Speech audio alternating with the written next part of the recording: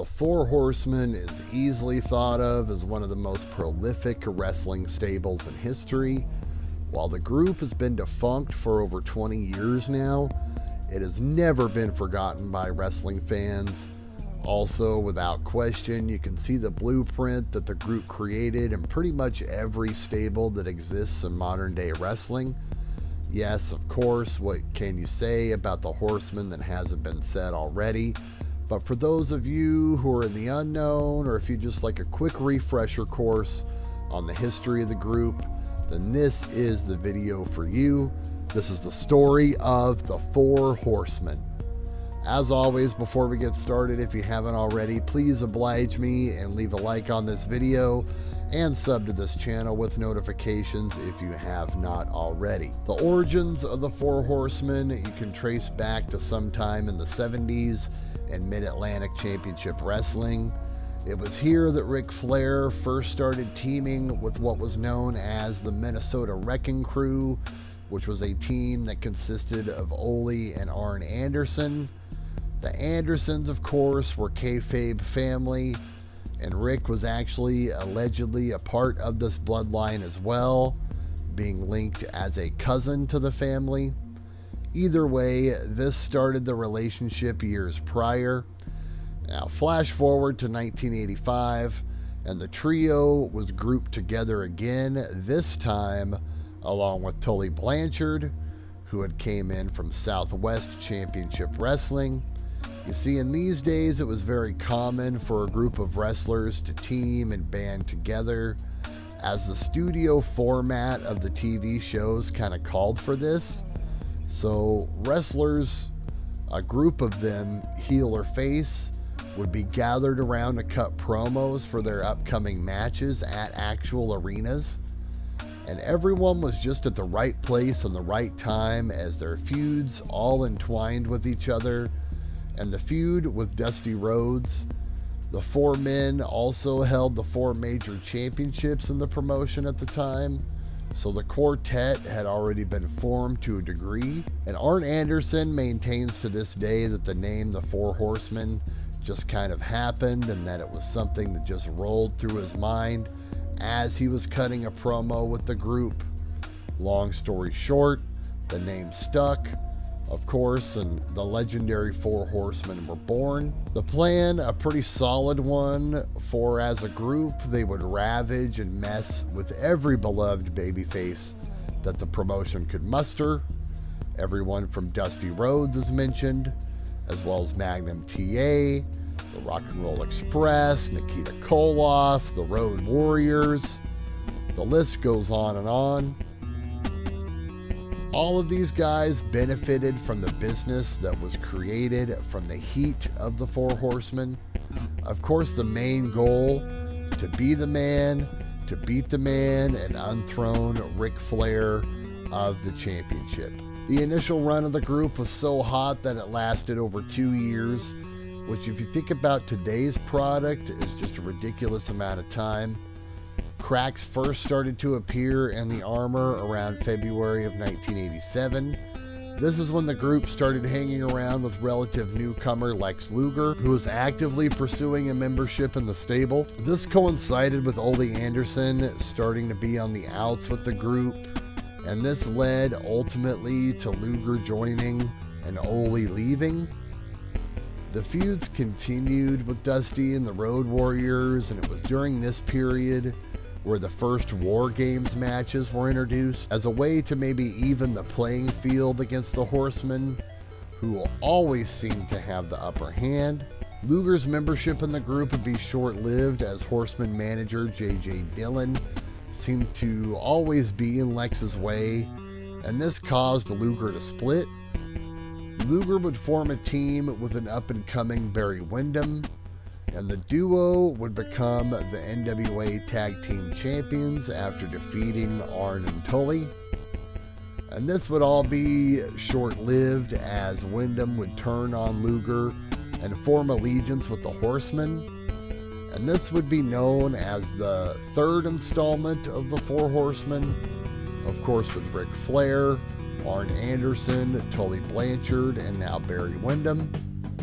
This version of the Horsemen was the beginning of the end, as in September of 1988, Arn Anderson and Tully Blanchard left Jim Crockett Promotions for the World Wrestling Federation and became known as the Brainbusters. Flair and Windham stayed associated with each other for quite a while.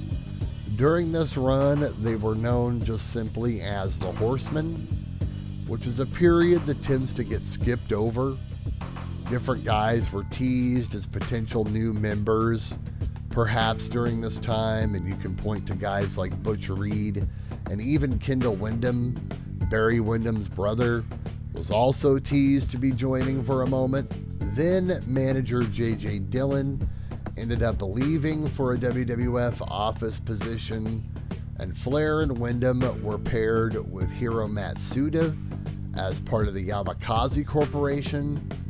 And this was perhaps a play on the American industry, which was a heavy topic at the time. And Windham and Flair feuded once again with the who's who of Jim Crockett Promotions' NWA.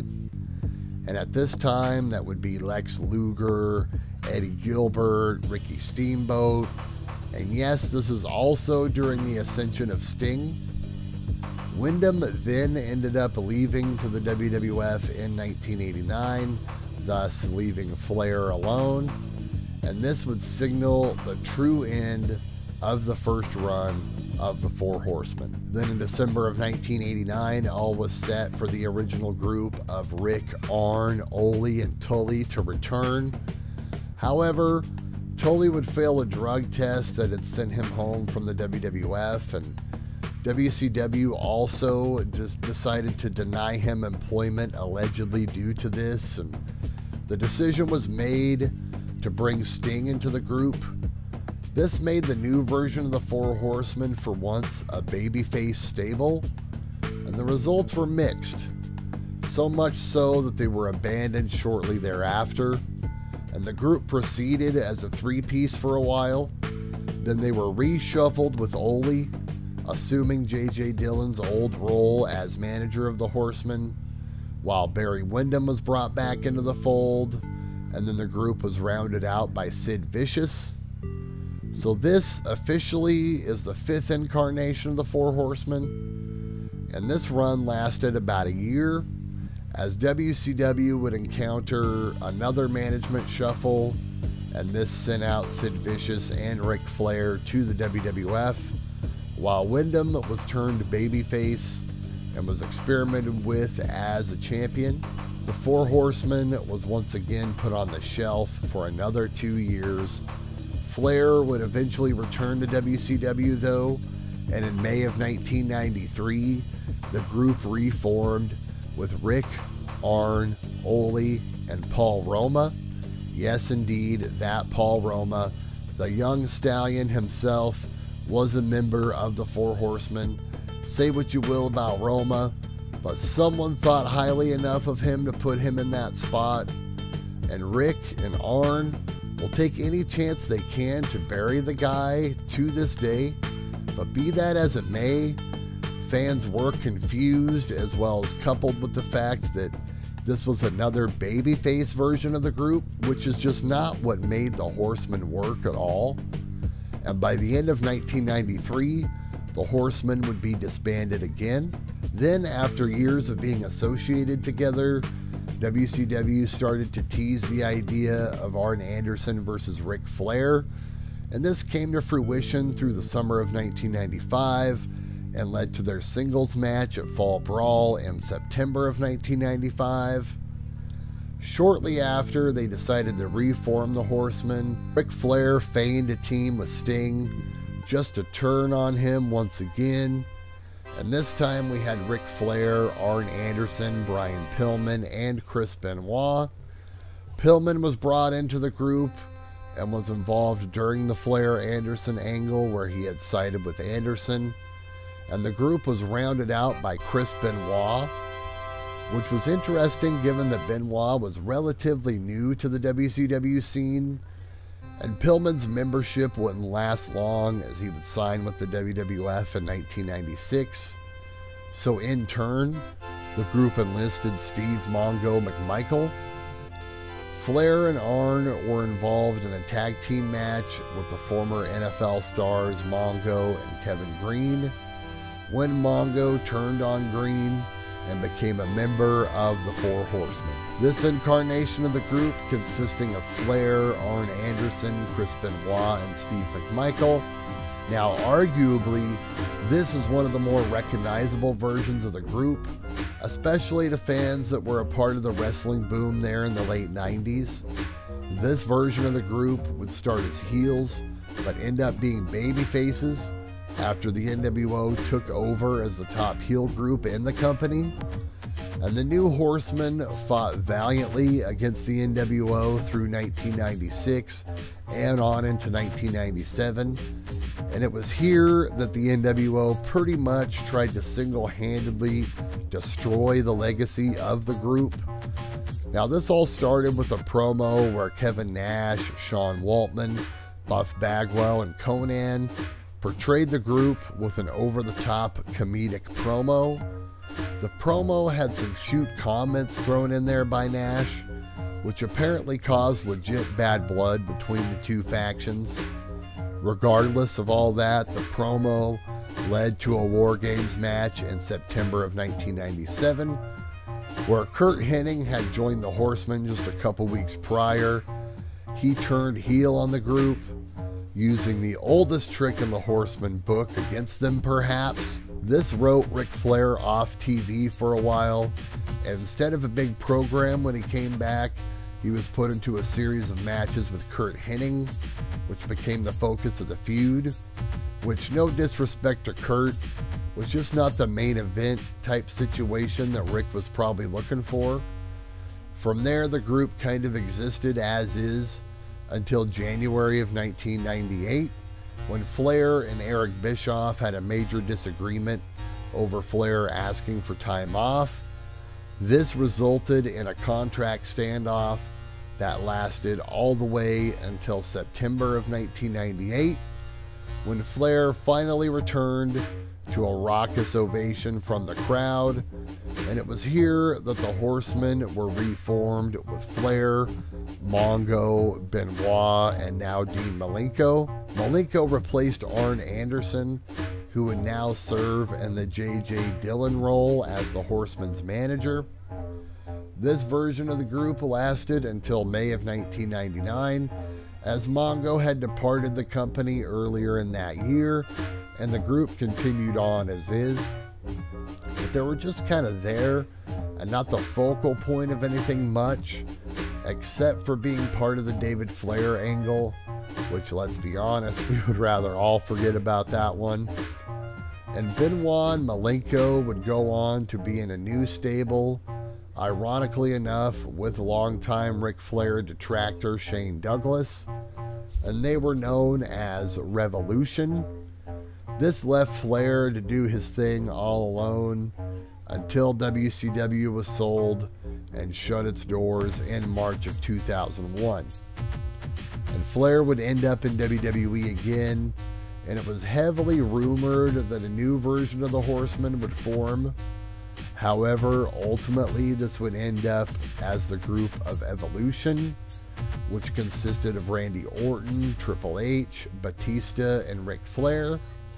For whatever reason, WWE didn't want to use the Horseman moniker, but once again, if we're being honest here, we as fans know what this was.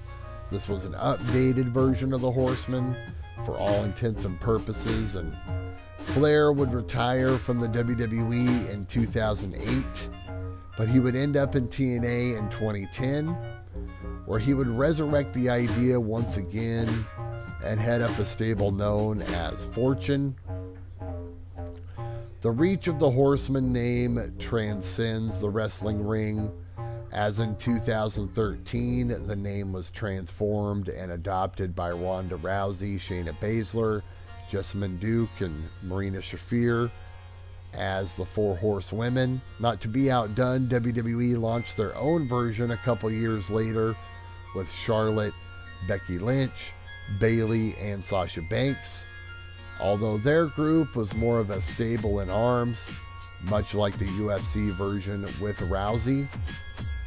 So that about does it, folks. That's the story of the one and only Four Horsemen stable. I want to know a few things in the comments section. First and foremost, I want to know, what is your favorite version of the Four Horsemen stable? I know that for me personally, I like the version with Barry Windham. What do you guys think? And also, who do you think should have been a horseman but never was? Those should be fun questions. Let me know that stuff down below in the comments. Last but not least, please make sure you are subscribed to the channel if you're not already, so we can see you next time on Pro Wrestling Planet. Yo, it's your boy JTG, aka Jay the God, one half of the illest tag team ever, Crime Time, and you are watching Pro Wrestling Planet. And we all know Pro Wrestling Planet is about that money. Yeah, that money. Yeah. Cheer.